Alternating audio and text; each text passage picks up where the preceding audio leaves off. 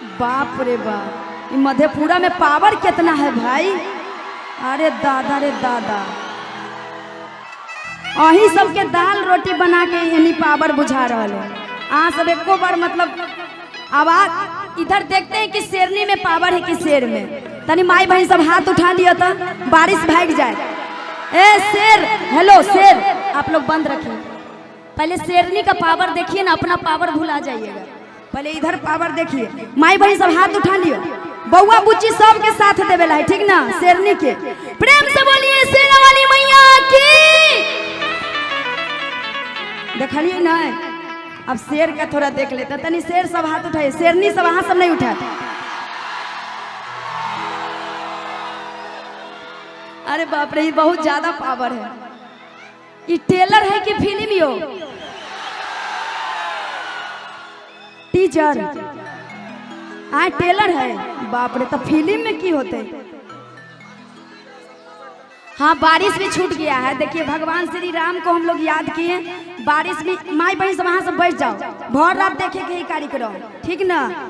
बैठ जाओ, बारिश चल गए, बैठ जाओ आराम से। आप लोग भी बैठ जाइए और शांति बनाए रखिए, क्योंकि बहुत सारे कलाकार आप सबके बीच है। खुश रहिए और आप सबके मनोरंजन के लिए, इसलिए आप लोग शांति। बाप रे बाप, ऐसे ऐसे इशारा कर रहे हैं। अरे कि टुकु टुकु तकला से कुछ ना होई। हमरा सबसे ज्यादा आवाज अही सबके बुझा रहा है। बाप रे बाप, सब यहाँ कलाकार है मधेपुरा में। कि ये राजा, कि ये राजाऊ,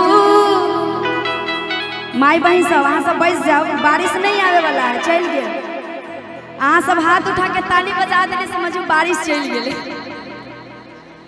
कि ये राजाऊ आ सोनावा के सिकरिया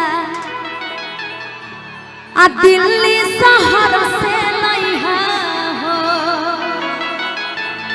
और हमारे साउंड मैन, उनका भी हार्दिक स्वागत। बहुत मस्त आप लोग साउंड अपडेट कर रहे हैं, आपका भी हार्दिक स्वागत। कि ये राजाऊ सोनावा कैसे करिया दिल्ली शहर से लइहा हो। राजा सोनावा कैसे करिया दिल्ली शहर से लइहा हो। राजाऊ सोनावा कैसे करिया दिल्ली शहर से लइहा हो।